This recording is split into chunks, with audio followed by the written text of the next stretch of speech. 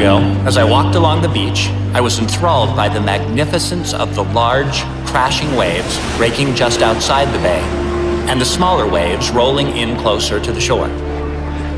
As I continued my stroll, I encountered a group of surfers. They were obviously upset about something, talking loudly and gesturing towards the sea.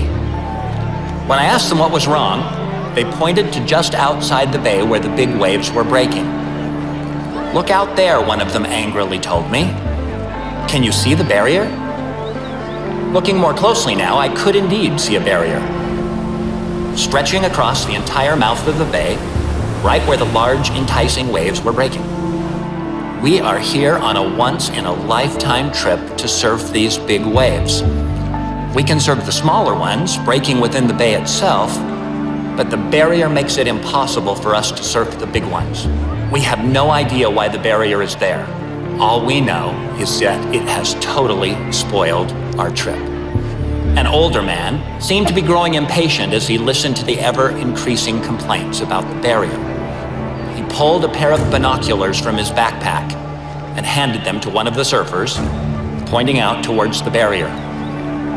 Each of the surfers looked through the binoculars. When my turn came, with the help of magnification, I could see something that I had not been able to see before. Dorsal fins. Large sharks feeding near the reef on the other side of the barrier.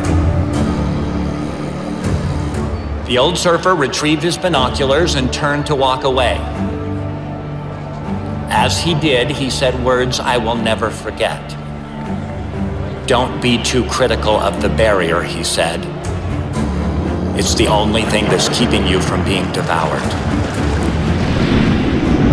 Standing on that beautiful beach, our perspective had suddenly changed. A barrier that had seemed rigid and restricted, that seemed to curtail the fun and excitement of riding the really big waves, had become something very different. With our new understanding of the danger that lurked just below the surface, the barrier now offered protection, safety, and peace. As you and I walk the paths of life and pursue our dreams, God's commands and standards, like the barrier, can sometimes be difficult to understand. They may appear rigid and unyielding, blocking a path that looks fun and exciting and that is being followed by so many others. It is relatively easy to follow a course inside the barrier once we know that there are sharp-toothed predators swarming just outside of it. It is more difficult to keep our course within the barrier when all we can see are thrilling and tantalizing waves on the other side. As the Apostle Paul described, we see through a glass darkly, with such a limited perspective that we often cannot comprehend the great dangers hidden just below the surface.